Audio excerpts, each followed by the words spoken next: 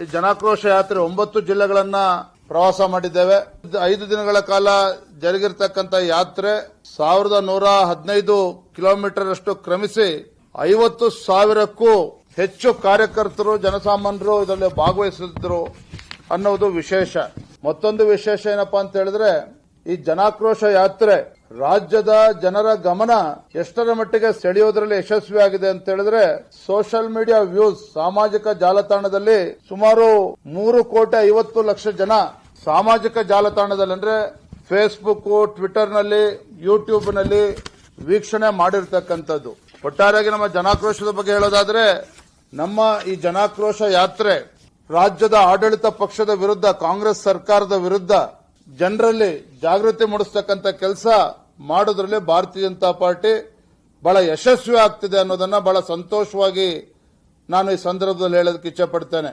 ಕಳೆದ 20 ತಿಂಗಳಲ್ಲಿ ರಾಜ್ಯ ಸರ್ಕಾರ ಜುಲೈ 20-24ರಲ್ಲಿ ಪೆಟ್ರೋಲ್ ಮೇಲೆ ₹3 ಜಾಸ್ತಿ ಮಾಡಿದ್ರು. ಅದೇ ರೀತಿ ಡೀಸೆಲ್ ಮೇಲೂ ಕೂಡ 3.5 ಪರ್ ಲೀಟರ್ ಜಾಸ್ತಿ ಮಾಡಿದ್ದಾರೆ.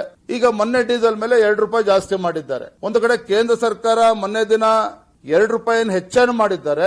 ಅದನ್ನ ಆ ಹೊರೆಯನ್ನ ಜನಸಾಮಾನ್ಯರ ಮೇಲೆ ಹಾಕಿಲ್ಲ. ಇದು ತಮಗೂ ಕೂಡ ತಿಳಿದಿರತಕ್ಕಂತ ವಿಚಾರ. ಆದರೆ ರಾಜ್ಯ ಸರ್ಕಾರ ಇವತ್ತು ಕಳೆದ 20 ತಿಂಗಳಲ್ಲಿ ಡೀಸೆಲ್ ಮೇಲೆನೆ ಇವತ್ತು ₹5.5 ಅಷ್ಟು ಜಾಸ್ತಿ ಮಾಡಿದ್ದಾರೆ. ಪೆಟ್ರೋಲ್ ಮೇಲೆ ₹3 ಜಾಸ್ತಿ ಮಾಡಿರ್ತಕ್ಕಂಥದ್ದು. ಆಯ್ತು, ರಾಜ್ಯ ಸರ್ಕಾರ ಜಾಸ್ತಿ ಮಾಡಿದಾರಲ್ಲ, ಹಾಗಾದ್ರೆ ಅದರ ಲಾಭ ಇವತ್ತು ರಾಜ್ಯಕ್ಕೇನಾರು ಆಗ್ತಾ ಇದೆಯಾ? ರಾಜ್ಯದಲ್ಲಿ ಆ ಮಟ್ಟದಲ್ಲಿ ಏನಾದ್ರು ಅಭಿವೃದ್ಧಿ ಕೆಲಸ ಕಾರ್ಯಗಳು ಆಗ್ತಾ ಇದೆಯಾ? ಕ್ಯಾಂಪ್ಗಳು ಆಗ್ತಾ ಇದೆಯಾ ವಿನಃ ಯಾವುದೇ ರೀತಿ ಜನಪರ ಕಾರ್ಯಕ್ರಮಗಳನ್ನ ನೀಡ್ತಾ ಇಲ್ಲ. ನಮಗೆ ಇವತ್ತು ಕಾಡ್ತಾ ಇರ್ತಕ್ಕಂಥ ಅನುಮಾನಗಳೇನಪ್ಪಾ ಅಂತ ಹೇಳಿದ್ರೆ ರಾಜ್ಯದ ಕಾಂಗ್ರೆಸ್ ಸರ್ಕಾರ ಇವತ್ತು ಅಥವಾ ಕಾಂಗ್ರೆಸ್ ಪಕ್ಷ ರಾಜ್ಯದಲ್ಲಿ ಅಧಿಕಾರಕ್ಕೆ ಬಂದ್ರೆ ಕೇಂದ್ರ ಸರ್ಕಾರಕ್ಕೆ ಎಟಿಎಂ ಆಗಿ ಇವತ್ತು ಪರಿವರ್ತನೆ ಆಗ್ತದೆ ಅಂತೇಳಿ ಭಾರತೀಯ ಜನತಾ ಪಾರ್ಟಿ ನಾವು ಹೇಳ್ತಾ ಇದ್ವಿ ಚುನಾವಣೆ ಸಂದರ್ಭದಲ್ಲಿ. ಎಲ್ಲೋ ಒಂದ್ ಕಡೆ ಅದು ಸತ್ಯ ಆಗ್ತಾ ಇದೆ.